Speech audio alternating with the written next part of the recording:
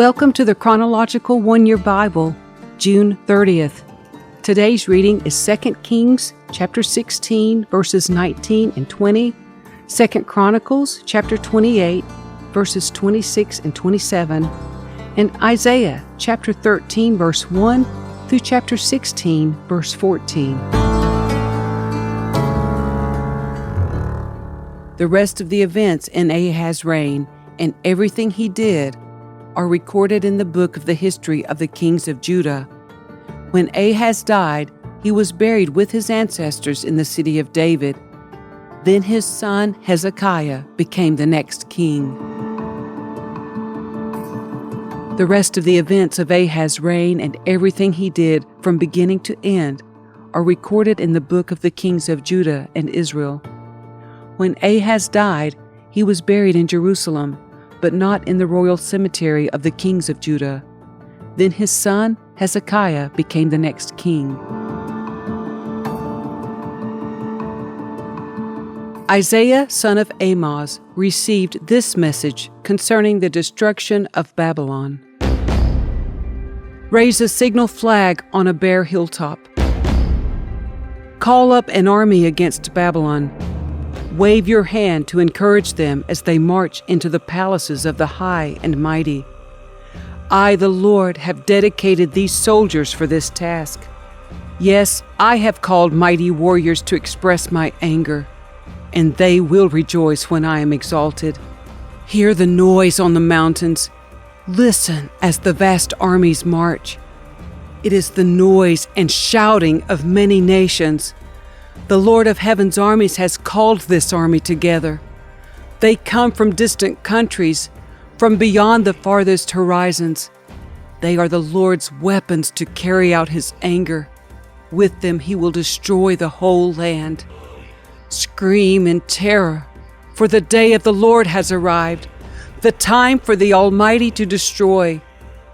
Every arm is paralyzed with fear. Every heart melts, and people are terrified. Pangs of anguish grip them, like those of a woman in labor. They look helplessly at one another, their faces aflame with fear. For see, the day of the Lord is coming, the terrible day of his fury and fierce anger. The land will be made desolate, and all the sinners destroyed with it. The heavens will be black above them. The stars will give no light. The sun will be dark when it rises, and the moon will provide no light. I, the Lord, will punish the world for its evil, and the wicked for their sin. I will crush the arrogance of the proud, and humble the pride of the mighty. I will make people scarcer than gold, more rare than the fine gold of Ophir. For I will shake the heavens. The earth will move from its place when the Lord of heaven's armies displays his wrath in the day of his fierce anger. Everyone in Babylon will run about like a hunted gazelle, like sheep without a shepherd. They will try to find their own people and flee to their own land. Anyone who is captured will be cut down, run through with the sword. Their little children will be dashed to death before their eyes. Their homes will be sacked, and their wives will be raped. Look, I will stir up the Medes against Babylon. They cannot be tempted by silver or bribed with gold. The attacking armies will shoot down the young men with arrows. They will have no mercy on helpless babies and will show no compassion for children.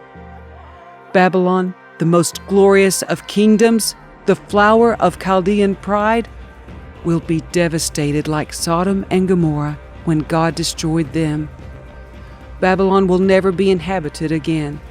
It will remain empty for generation after generation. Nomads will refuse to camp there, and shepherds will not bed down their sheep. Desert animals will move into the ruined city, and the houses will be haunted by howling creatures. Owls will live among the ruins, and wild goats will go there to dance. Hyenas will howl in its fortresses, and jackals will make dens in its luxurious palaces. Babylon's days are numbered. Its time of destruction will soon arrive.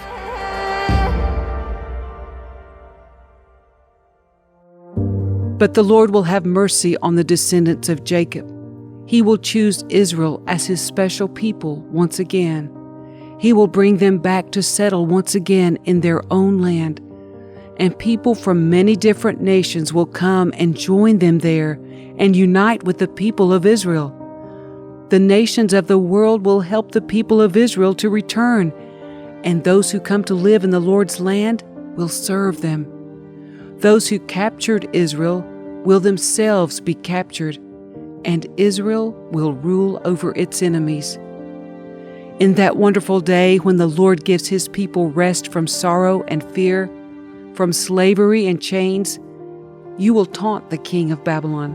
You will say, "The mighty man has been destroyed. Yes, your insolence is ended, for the Lord has crushed your wicked power and broken your evil rule. You struck the people with endless blows of rage and held the nations in your angry grip with unrelenting tyranny. But finally the earth is at rest and quiet. Now it can sing again. Even the trees of the forest, the cypress trees, and the cedars of Lebanon sing out this joyous song. Since you have been cut down, no one will come now to cut us down. In the place of the dead, there is excitement over your arrival. The spirits of world leaders and mighty kings long dead stand up to see you. With one voice they all cry out, "Now you are as weak as we are. Your might and power are buried with you. The sound of the harp in your palace has ceased. Now maggots are your sheet, and worms your blanket. How you are fallen from heaven, O shining star, son of the morning. You have been thrown down to the earth, you who destroyed the nations of the world. For you said to yourself, 'I will ascend to heaven and set my throne above God's stars.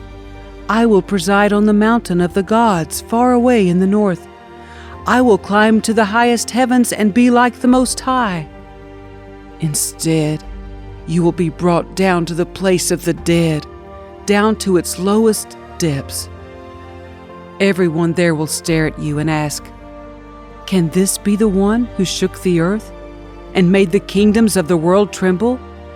Is this the one who destroyed the world and made it into a wasteland? Is this the king who demolished the world's greatest cities and had no mercy on his prisoners?'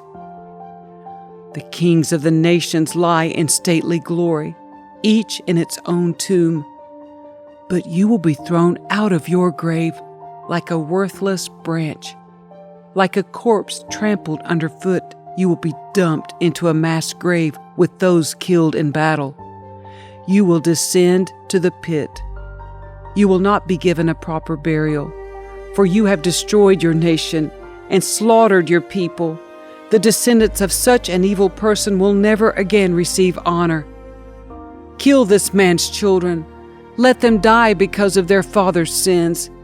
They must not rise and conquer the earth, filling the world with their cities. This is what the Lord of heaven's armies says. I myself have risen against Babylon. I will destroy its children and its children's children, says the Lord. I will make Babylon a desolate place of owls, filled with swamps and marshes. I will sweep the land with the broom of destruction. I, the Lord of heaven's armies, have spoken. The Lord of heaven's armies has sworn this oath. It will all happen as I have planned. It will be as I have decided. I will break the Assyrians when they are in Israel. I will trample them on my mountains. My people will no longer be their slaves, nor bow down under their heavy loads. I have a plan for the whole earth, a hand of judgment upon all the nations. The Lord of heaven's armies has spoken. Who can change his plans? When his hand is raised, who can stop him? This message came to me the year King Ahaz died. Do not rejoice, you Philistines, that the rod that struck you is broken, that the king who attacked you is dead. For from that snake a more poisonous snake will be born, a fiery serpent to destroy you. I will feed the poor in my pasture, the needy will lie down in peace. But as for you, I will wipe you out with famine, and destroy the few who remain. Wail at the gates, weep in the cities, melt with fear, you Philistines. A powerful army comes like smoke from the north. Each soldier rushes forward, eager to fight. What should we tell the Philistine messengers? Tell them, the Lord has built Jerusalem. Its walls will give refuge to his oppressed people.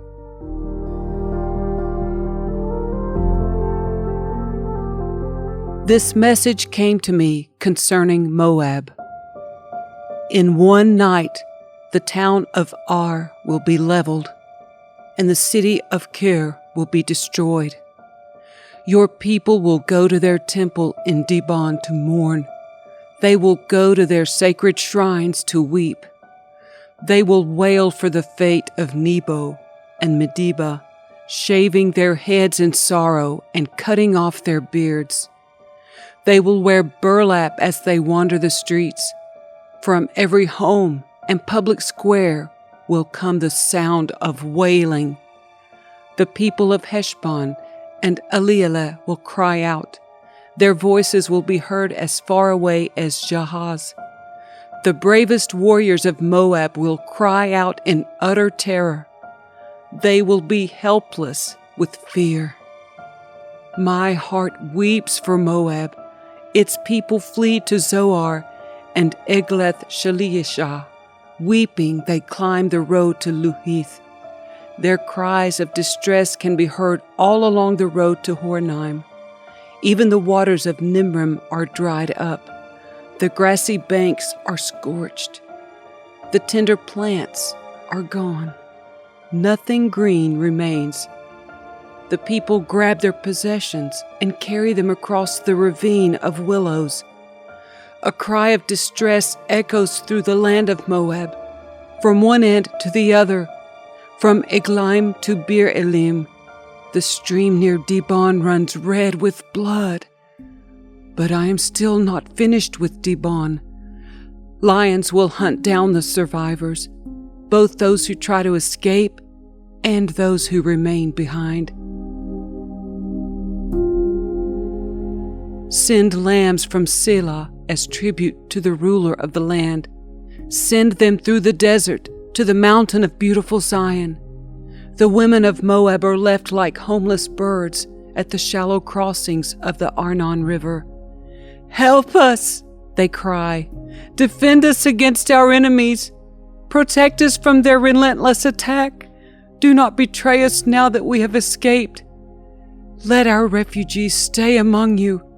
Hide them from our enemies until the terror is past. When oppression and destruction have ended and enemy raiders have disappeared, then God will establish one of David's descendants as king. He will rule with mercy and truth. He will always do what is just and be eager to do what is right. We have heard about proud Moab, about its pride and arrogance and rage. But all that boasting has disappeared. The entire land of Moab weeps. Yes, everyone in Moab mourns for the cakes of raisins from Kir-Hareseth. They are all gone now. The farms of Heshbon are abandoned. The vineyards at Sibmah are deserted. The rulers of the nations have broken down Moab, that beautiful grapevine. Its tendrils spread north as far as the town of Jazer and trailed eastward into the wilderness. Its shoots reached so far west that they crossed over the Dead Sea. So now I weep for Jazer and the vineyards of Sibmah. My tears will flow for Heshbon and Elealeh. There are no more shouts of joy over your summer fruits and harvest. Gone now is the gladness, gone the joy of harvest. There will be no singing in the vineyards, no more happy shouts, no treading of grapes in the winepresses. I have ended all their harvest joys. My heart's cry for Moab is like a lament on a harp. I am filled with anguish for Kir-Hareseth. The people of Moab will worship at their pagan shrines, but it will do them no good. They will cry to the gods in their temples, but no one will be able to save them. The Lord has already said these things about Moab in the past, but now the Lord says, within 3 years, counting each day, the glory of Moab will be ended. From its great population, only a feeble few will be left alive.